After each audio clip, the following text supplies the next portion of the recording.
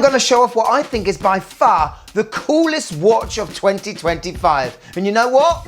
I designed it. Let's get into it.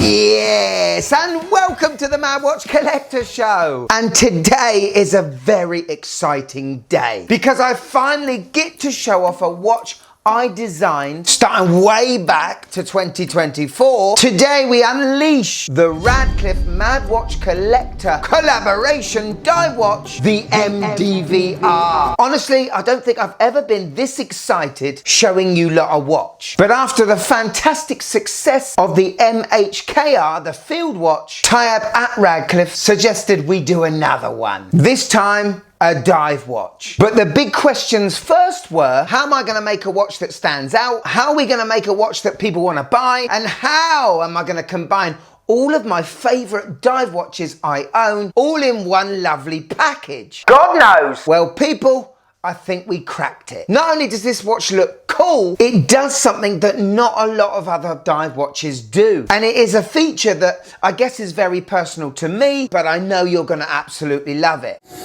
Now, I based the Mad Hacker Field Watch on a 1940s Omega reference that was first marketed as a civilian watch and then used and issued in the British military. So I thought it was fitting to have this new dive watch predominantly inspired by another Omega. Now, back in the 1960s, Omega released the Seamaster 120. This was a more affordable Seamaster and it was marketed towards this skin diver craze. Over time, it built more popularity, but in the late 60s, early 70s, this watch really came to life in its characteristics. The big bold handset, the big broadsword hands, and the awesome rounded tonneau case. Now, when it came to operating the watch, for example, the grip on the bezel, or the grip on the crown, I knew if ever I was going to do a dive watch, it had to have the knurling of one of my favourite Seikos, and that is the Samurai. What I call a meat cleaver style pattern is definitely my favourite when it comes to twisting a bezel. I wanted this watch to look vintage but new old stock, as if you'd opened up a time capsule from the late 60s and this watch was just sitting there in a box. I wanted it to be classically sized, but I wanted it to have all the mod cons to make this watch a spec monkey. And I knew from the very start I wanted this dive watch on a rubber tropic strap.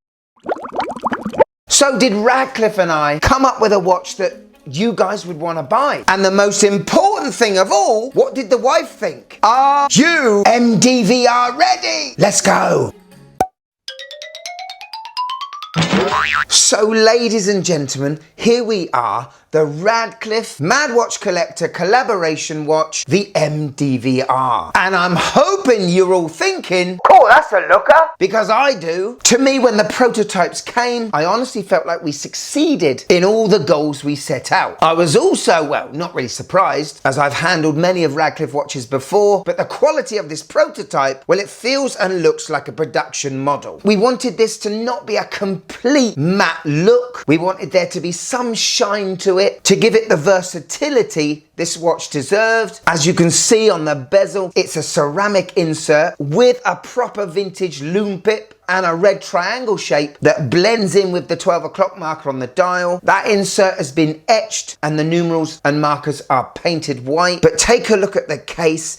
Isn't that a beautiful shape of a watch or what? Combining influences of that Seamaster 120 and the Seiko turtle case. I didn't want the watch to have many angles to it, and that is not an easy thing to do on a case. Quick spec check! So this watch is 39mm in diameter. It's gonna fit and wear slightly smaller, maybe a 38, just because it only has a lug to lug of 43. It's 12.6mm thick, but it has a very strapaholic, and that was important, 20mm lug width. You're going to want to put this watch on every strap you own. We got a box sapphire crystal protecting the dial. Not only does it do a phenomenal modern job of protecting the dial and the watch, but there's just great distortions from a box sapphire you get that you wouldn't if it was just flat. It just keeps that vintage feel, you know? So look at that crown, 6mm in diameter. It's just so grippy. you want to twist it. We have the lock etching on that crown, just like the field watch, which is inspired by the 6105 Willard Seiko. Anyway, screw down crown. We have a screw down case back, which is nice and simple with the Radcliffe logo in the middle. This will be a limited run and there will be a number etched onto this case back, making it unique to you. But anyway, this watch is water resistant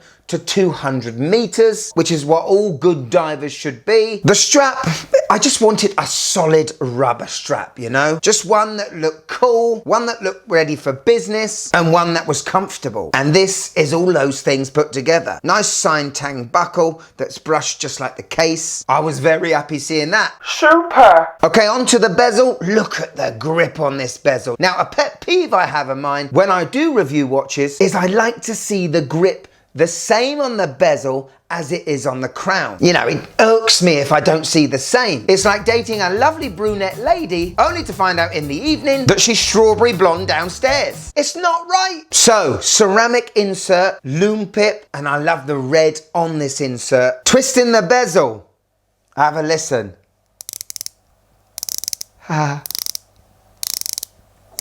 Our bezel is 120 clicks. It's unidirectional, and I put a poll out a couple of weeks ago to see the general public opinion on whether you like 60 clicks or 120. Well, over 60% preferred 120 clicks, and I think about 25% didn't really care as long as it felt refined. So we've gone with 120 clicks.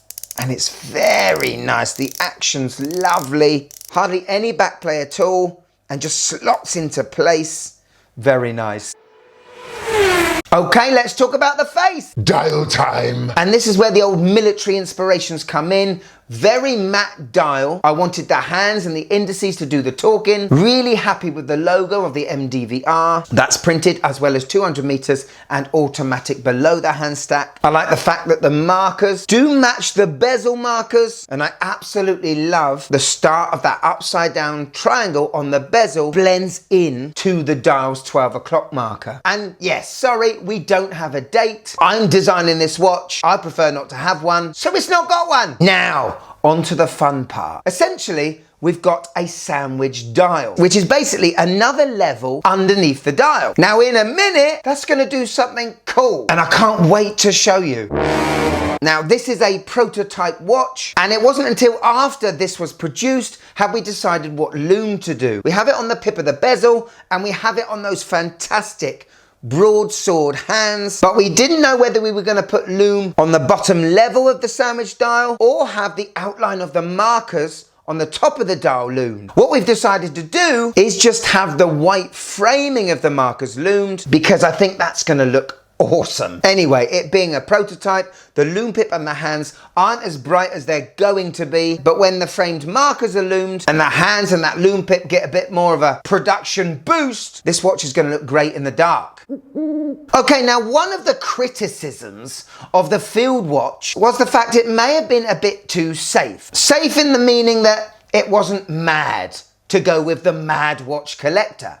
But anyone knows me and my collection, well, you'll know that I'm a bit boring. I'm not mad with my dials. I'm not mad with my watches. I like good military aesthetics, watches to do a job, and that is to tell the blooming time. But one of the biggest impressions I was ever given as a kid was when James Bond, played by Roger Moore, turned his watch's bezel to make the markers go red. Now, in the movie, the watch then turned into a super duper magnet, which is ironic because the last thing you want to do to your mechanical watch is make it a highly powered magnet. For this dive watch, I wanted the indices to change red just like it did in James Bond. My sort of inner kid coming out. But this wasn't an easy thing. How could we change the colour of the indices without harming the practicality of the actual watch? At the end of the day, I wanted the bezel to be a proper working dive bezel. So it had to be something in the movement and the use of the crown. So what we have powering this watch is a Miyota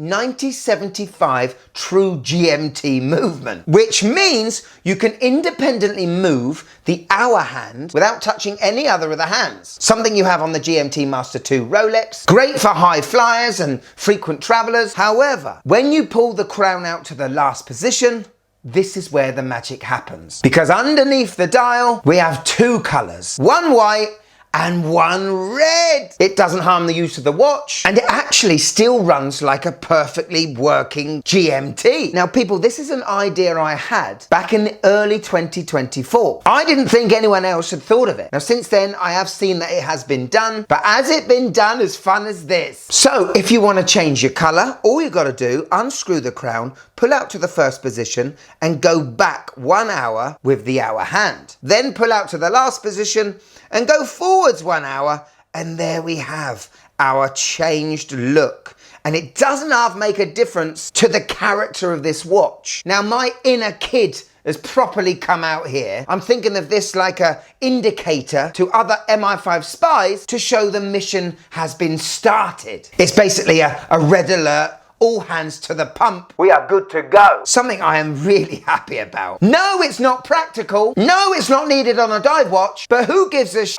It's fun. And with watches coming out left, right and centre, all doing the same thing, this is what makes it stand out from the rest. Now, as the hour progresses, this wheel slightly turns. And when the full hour is up, you go back to white or you go back to red. So as an after effect, there is never 2 hours that are the same unless you go in and change the wheel. Again, I think that's really cool. And honestly, I can't decide whether I like the red the most or the white. Love to know your opinion. Now you can see why I decided to only get the lume on the frames, because it means no matter what color you're on, it's still gonna look the same in the dark. Anyway, on the movement, it's automatic, it hacks, it hand winds, and it sweeps away at 28,800 beats per hour. Everything I'd like in a dive watch that has a bit of a twist to it. Hello. On my 6.5-inch wrist, and like I said, I feel like we've successfully reached our goal. Tyab and the team did an amazing job at not only making something awesome, and the quality is great, but our design on paper looks even better